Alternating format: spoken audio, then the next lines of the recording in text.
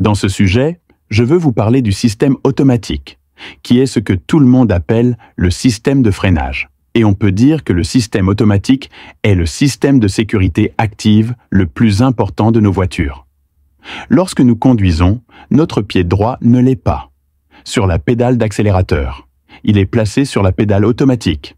Dans cette série de vidéos, nous vous amènerons d'abord à comprendre la structure globale du système automatique, à comprendre le principe de fonctionnement du système et à vous donner une impression plus spécifique et intuitive du système automatique.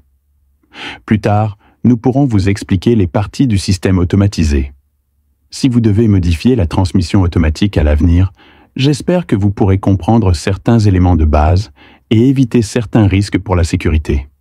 Nous connaissons le système de freinage du système automatique. Sa fonction principale est de ralentir ou d'arrêter une voiture. Garder le véhicule stationné à l'arrêt. Utilisons ce modèle pour vous donner une brève introduction aux différents composants d'un système automatique.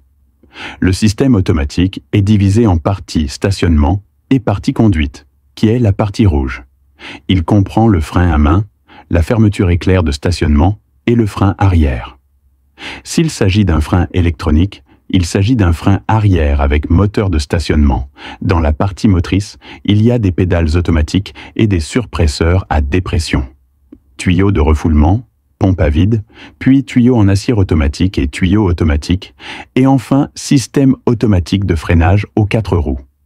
Le stationnement automatique peut maintenir la voiture en place. Les structures de stationnement les plus courantes sur le marché sont le frein à main, le frein à pied et le frein électronique.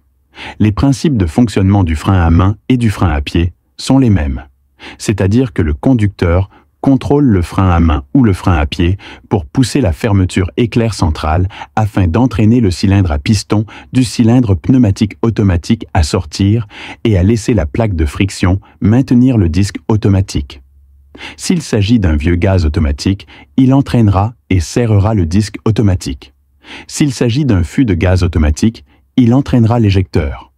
Le corps automatique s'ouvre pour entrer en contact avec le cylindre automatique et explose. Le sable électronique émet un signal via le bouton de maintien, permettant au moteur d'arrêt automatique de fonctionner, entraînant le cylindre de piston et amenant la plaque de friction à serrer le disque automatique et exploser. Après avoir parlé du système de stationnement automatique, parlons du dispositif de conduite automatique qui est le plus utilisé lorsque nous conduisons la voiture. Lorsque nous appuyons sur la pédale automatique, il déplace le fluide automatique dans le maître-cylindre pour générer cette pression qui sera transférée au automatique avec le fluide automatique. Le cylindre de piston est poussé dans la transmission automatique, de sorte que la plaque de friction serre le disque de transmission automatique, puis génère une force automatique pour ralentir ou arrêter le véhicule. Au XIXe siècle, les freins des voitures étaient purement mécaniques. Plus tard, à mesure que le poids de la voiture augmentait et que la vitesse de la voiture s'accélérait, les freins mécaniques à eux seuls n'étaient plus en mesure d'arrêter la voiture. Plus tard, les freins hydrauliques ont été progressivement inventés et sont actuellement soutenus par le mécanisme auxiliaire le plus utilisé sur notre marché. Il s'agit d'un surpresseur à vide qui utilise un moteur ou une pompe à vide pour amplifier la force du conducteur sur la pédale automatique afin de générer une puissance automatique suffisante. Cependant, un mécanisme de surpression électrique fait désormais son apparition sur le marché. Le corps d'assistance à vide est remplacé par la transmission du moteur pour amplifier la force sur la pédale. L'avantage du mécanisme d'assistance électrique est que la réponse de l'assistance est plus rapide. L'assistance régénérative est plus importante. L'effet automatique est meilleur et certains véhicules électriques peuvent également fonctionner mieux. Récupération d'énergie. Lorsqu'on parle de systèmes automatiques, il faut parler du système ABS, qui est le système anti-explosion de la voiture.